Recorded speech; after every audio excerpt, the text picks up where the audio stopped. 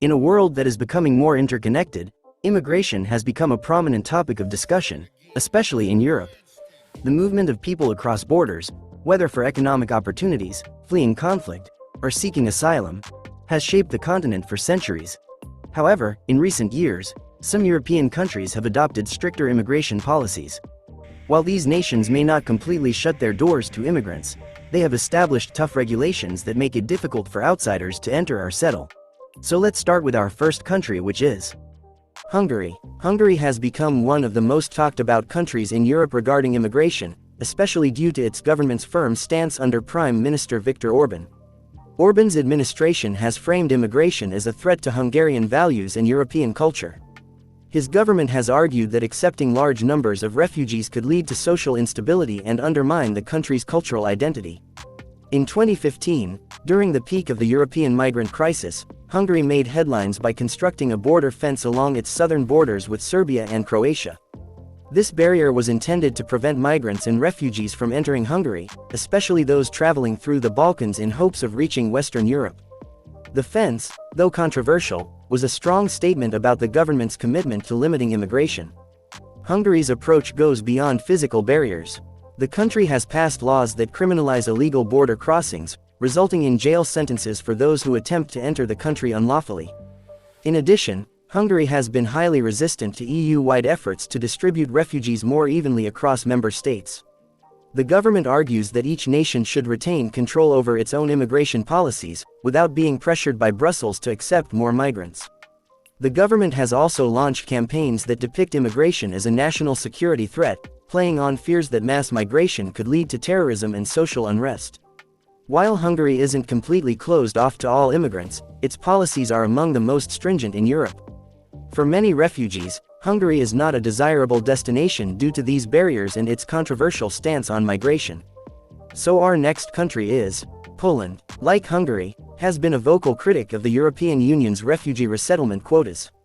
The Polish government, under the Law and Justice Party, has shown a strong reluctance to accept migrants, especially those from Middle Eastern and African countries.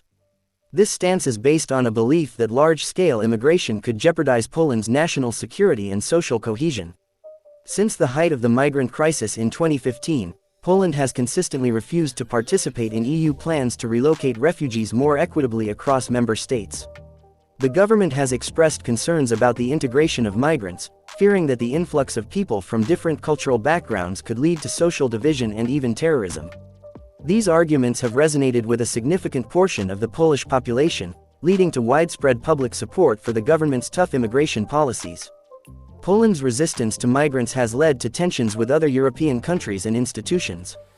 While Poland still accepts immigrants on a smaller scale, its refusal to take in refugees under EU schemes highlights the country's reluctance to embrace large-scale migration.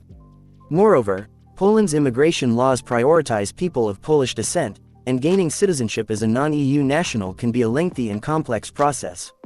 The government has emphasized the importance of cultural unity and national identity, making it clear that Poland should not be expected to bear the same burden as other EU countries when it comes to hosting refugees and migrants. So our third country is Denmark. A country known for its high quality of life and welfare state, has adopted one of the strictest approaches to immigration in Europe.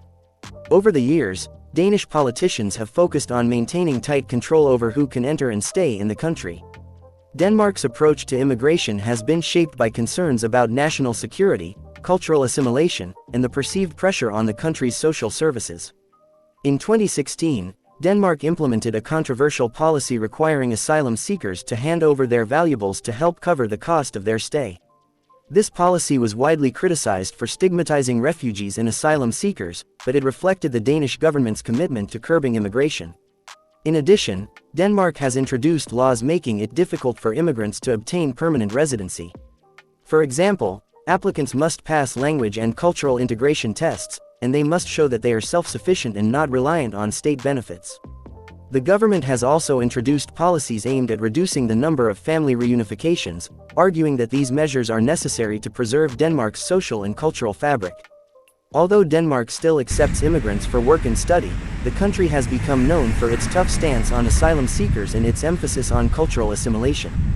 For many migrants, Denmark's restrictive immigration policies make it a challenging place to settle. Our next country is Austria. Austria's immigration policies have evolved over the years, often balancing between humanitarian efforts and concerns over social integration.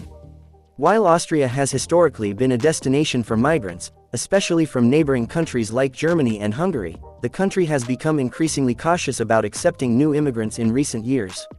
Austria's government has made it clear that the country should only accept refugees and asylum seekers if they are willing to integrate into Austrian society. As part of this effort, Austria has imposed strict requirements for immigrants, including mandatory language courses and integration programs. While these measures are designed to help immigrants integrate more effectively, they also create significant barriers for those who struggle with the language or cultural differences. In addition, Austria has focused on reducing the number of refugees it accepts. The government has introduced laws that make it more difficult for people from non-EU countries to gain asylum. These laws include tightening the requirements for family reunification and limiting the number of refugees allowed to stay in the country. Austria is also part of the Schengen area, which allows for the free movement of people within the EU. However, the government has made efforts to tighten border controls to prevent people from entering the country illegally, particularly during times of heightened migration. While Austria still offers opportunities for certain immigrants, particularly skilled workers, it has made it clear that it will not accept large numbers of refugees without stringent conditions. So finally, our last country is Switzerland. A country known for its neutrality and high standard of living, has implemented strict immigration policies, especially for non-EU nationals. Unlike many European Union countries, Switzerland is not an EU member, which allows it to maintain greater control over its immigration laws. Switzerland's government has established quotas for the number of immigrants it will accept each year, particularly for workers from outside the European Union. This is intended to limit the overall number of people coming to Switzerland and ensure that only those who meet specific criteria are allowed to settle in the country. One of Switzerland's most significant immigration measures is its B and C permit system, which allows migrants to live and work in the country under different conditions. The B permit is for temporary residence, while the C permit grants permanent residency but only after several years of residence and proof of integration into Swiss society. This system is designed to prevent mass immigration and ensure that migrants contribute to Swiss society. While Switzerland still accepts immigrants for various purposes, such as work, study, and family reunification, it does so with tight control, particularly for those from outside the EU. The government's emphasis on integration and its limitations on the number of immigrants coming into the country make Switzerland a challenging destination for many seeking to relocate.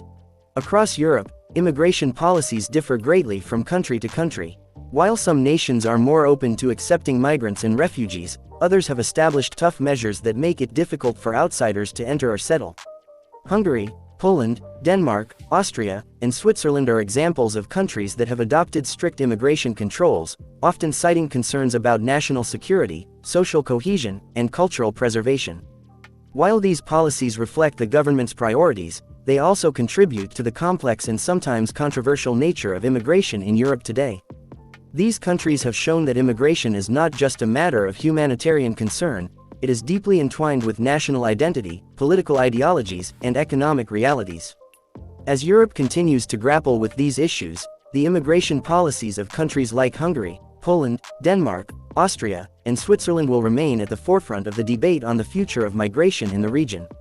So this was today's video. If you have something to say, then do say it in the comments, and if you like this video, then subscribe to the channel. I will keep bringing such videos in future also.